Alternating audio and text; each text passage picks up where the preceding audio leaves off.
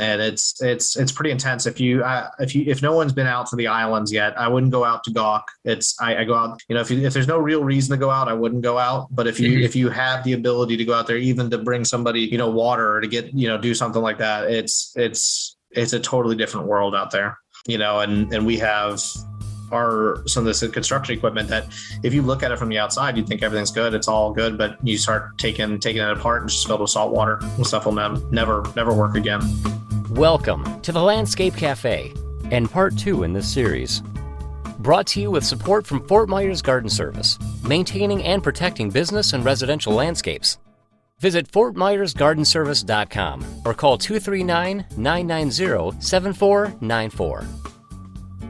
We also live in this neighborhood, and I'm not just saying the neighborhood that we live in, but we live in this neighborhood we call Southwest Florida. And, the amount of times when I'm driving and I see your trucks or sometimes your competitors, but also people that we've done business with for a long time, on jobs, it's like, these are people that, maybe my dad had been doing business with their dads, or I had, we have gone to church together or school together, and it's one of those things where we really get connected. And I know just a short little story is when I knew you needed a track skid steer, and when we were coming back and no one had cell phone service, and I was on the phone with my sister, who also works for our company. She goes, I swear I saw one of Bailey's guys over kind of near your house. I said, you go find them, go get in the car, go get them.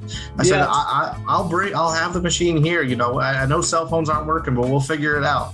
Yeah. And it's one of those things where having that local connection really, I'd rather strive to get the business to people like you that are growing, and people that I know are going to take care of the equipment, and instead of just jumping at whoever's knocking on the door for the first minute of the day. And there's a lot that goes along with working together in community, and I appreciate that's a focus that you guys have in your company is working with the community, and I appreciate that.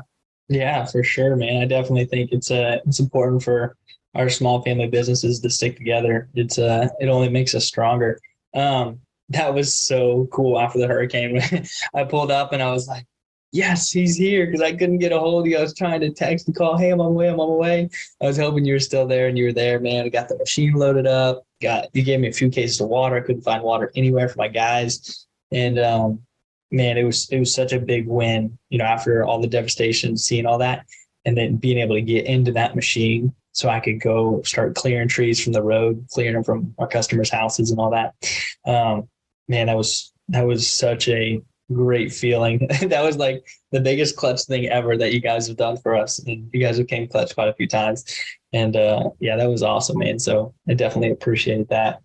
So tell me a little bit about your personal experience with the hurricane, you and your families. Where'd you guys go? And then what kind of damage did you guys see with your family's house? So starting on Monday, so the storm came Wednesday, Thursday, something like that, Wednesday. So starting on Monday, my wife's boss says, hey, I'm going up to Georgia. I'm going to go play some golf. Like, I'll pay you. You don't have to get out of here. Don't worry about it. And then we got a phone call. Our son goes to St. Michael's. We got a phone call. They were closing.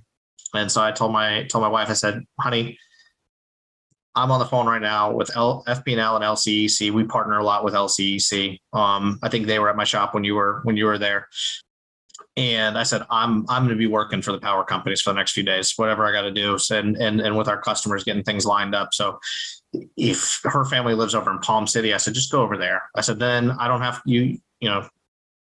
our son can see his grandma and they can hang out and you can study for your different tests you got coming up. And I said, I can just focus on this. I don't have to worry about it. So that was the plan until Tuesday at the 11 o'clock advisory when they shifted everything down. And the usual plan for storms is my parents have their house hooked up with a big generator. So usually in my house, I live in Old Fort Myers, my house loses power if the wind blows the wrong way. So usually before the storm even happens, I'm usually over at my parents' house just watching it happen there. Mm-hmm. But they live on the water on a canal in Fort Myers. And when the storm surge said it was going to be up over the house, I said, well, there's no point in going over there, I guess. And so I went over there and I said, we got to go. And they're like, well, and I knew they were going to go, but they just didn't want to that's where they've lived for a long time. And this was the first time, Charlie came through really fast. Irma didn't have any storm surge, but this is the first storm that was like, there's a really good chance that a lot of this town's going to be underwater. Mm-hmm. And so I booked them into a hotel over in Palm Beach. It was the last Hilton property in Florida available. Wow. Everything was sold out on the East Coast. And that was Tuesday morning. Okay. Yeah, so I booked them there a couple days in advance. So they went over there. So we drove back Thursday morning after the storm and went to all the houses. My house didn't get any water. I had a couple tree limbs that fell. I had a mango tree that fell. I lost a fence that I really didn't like anyway, so that worked out perfect. But all in all, the house, I thought it was fine until Nicole just came through and I found out I have a leak. But besides that, it's all right. My parents' house, my sister's house, she lives also down here, kind of in the old Fort Myers area, near Coconut and McGregor.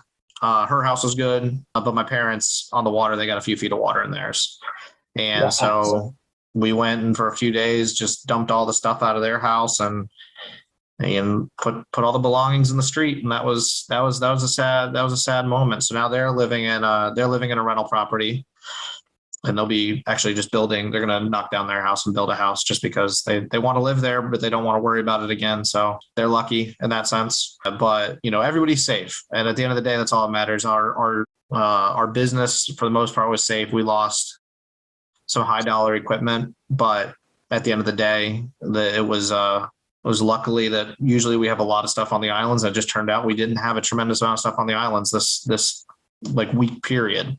Once the storm happened and came through, we got in contact with people like you, with my core group of customers, with LCEC of my golf courses out on Sanibel, and just said, okay, what do we got to do to get these things running? And it was every day for a long time of just running equipment out. We were boating batteries and toolboxes and all types of stuff out to try to recover some equipment on like a 16-foot Carolina skiff, after the storm. Yeah. I'll tell you right now that if a 16-foot Carolina skiff cannot hold many batteries and many people with tools, we got in and it's like 450-pound max. We're like, we picked the wrong boat. Oh my God.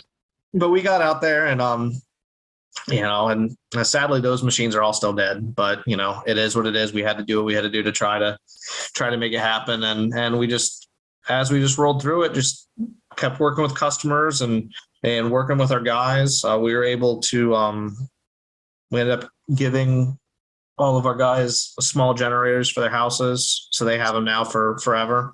That's awesome. And, so there isn't the worry, at least of, cold milk, because there's a lot of people that have kids and everything's like that. And I drove back and forth to the East Coast a few nights just so I could see the family. But after a while that kind of burned out a little bit, and set up a little generator at my house with a fan and stayed here. Power came back on a few days later and been cranking away ever since. So that's awesome, man. I love that. Thanks for sharing. But I want to hear a little bit more about that Sanibel. So what happened with your equipment?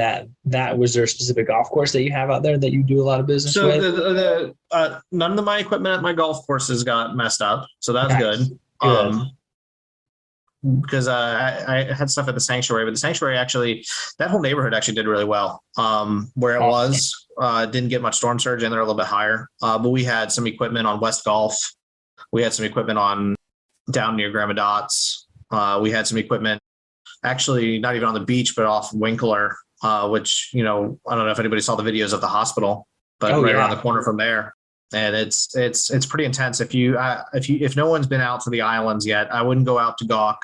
I go out, if there's no real reason to go out, I wouldn't go out. But if you have the ability to go out there, even to bring somebody, water, or to get, do something like that, it's a totally different world out there.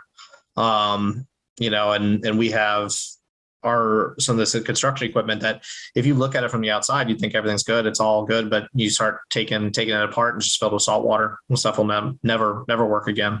Oh my gosh. So do you have to do insurance claims for that, or how does that work? Yeah, technically, and to anybody that's renting equipment, technically, Section 9 of the rental contract shows that that's the customer's responsibility. But that generally in that situation, most people don't have the insurance that's going to cover that. And in all reality, most rental companies don't have insurance to cover that either, because it's what's considered a flood insurance, and you have to insure your whole fleet, which only a little bit of it's ever going to be in. So you work with customers and you work with your insurance company, and you get through it. As I said, luckily we didn't have a tremendous amount out on the islands. Not it hurts, it stings, but nothing that's gonna really put a hindrance on our growth in the future. Just the biggest problem with it, the money is a big problem, but one of the bigger problems is the fact that with this whole supply chain issue before we had the storm, I think like a 60-foot boom, we lost a 60-foot boom. It's a year and a half out to get one, a year to a year and a half out to get one. So it's not even just that initial financial, but it's also like what's going to impact it over the. Yeah. So not only say you lose a machine that costs $200,000, but they're $50,000 and lost rental revenue. There's a lot that goes along with that. Not to mention, us being a smaller company, we only have so many pieces. So, if you that comes to that flip side where, I kind of joke around that we're just in the let's put you on the list mode. But I can only put people on lists for so long before they don't call back. Right. There sooner or later somebody will get that business, and I can't blame the person. If I don't have the equipment to take care of them, it's one thing for, I'm not going to say companies' names, but for multinational billion quadrillion dollar rental companies that can just ship more equipment in, I can't do that. So we try to pivot, we try to find another machine that may work, try to work with our other rental partners in the area, because we all do work together. Right now, we don't really have much to work together with because everybody's in the same boat. But, as things start getting normal, we'll try to start renting from other rental companies to take care of our customers, and really just keep those phone calls coming, because we can only, when we lose the equipment, we lose the equipment. And, we don't want to lose the customers that attach to those pieces of equipment. So right, that makes sense. That's awesome. I appreciate you sharing that with me. The fact that you guys still are going out and getting new equipment and keeping up with it, though, just shows that you're here to serve and you're here to get back on your feet no matter what. Because where was that auction that you went and got that warranted equipment at? So that was at Ritchie Brothers in Orlando.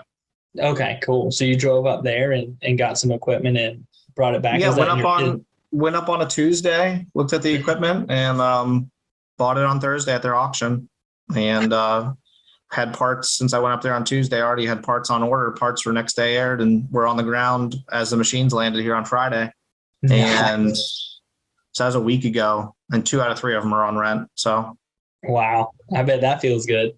It does. It feels good. It's nice to be able to get some more stuff. And, I just got word that a semi truckload of excavators is going to come in. So usually those would, half of those will go into rental and half of those will go into sale. But I think everything's just going to go into rental right now. I have one machine that I'm going to pre-sell to a customer that has already, had an agreement with me before the storm.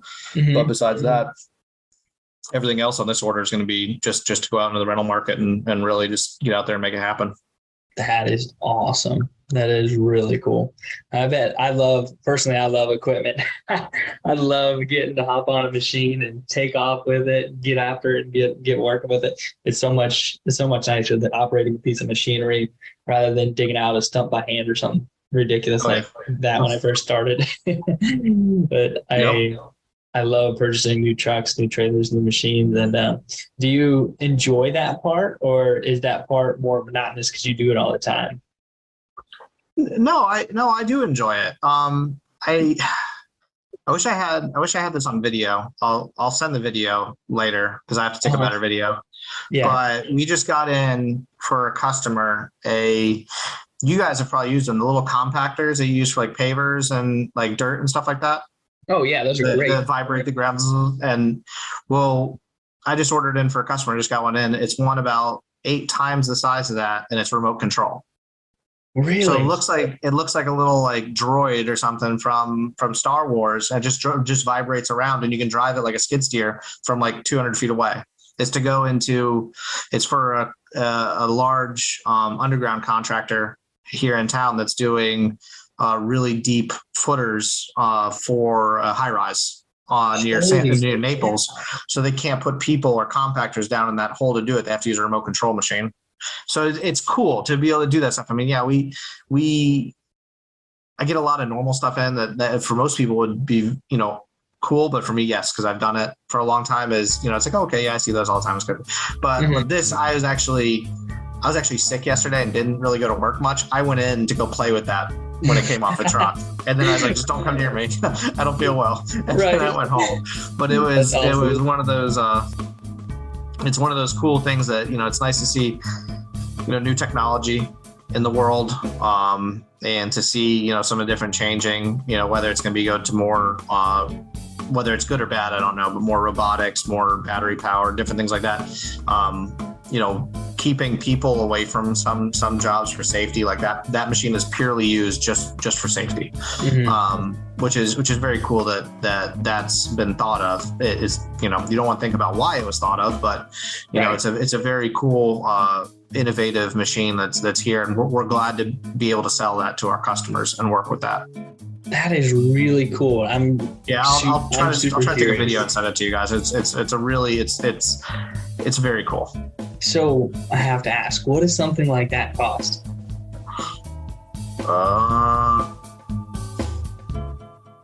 We hope you've enjoyed this episode. Stay tuned. There is more to come. You can find us anywhere you listen to podcasts. And don't forget, the best place to rate or follow the show is at thelandscapecafe.com. The Landscape Cafe is a production of Pure Landscaping and the Niche Podcast Network. Learn more about Bailey, Katie, and the team by visiting purelandscaping.com.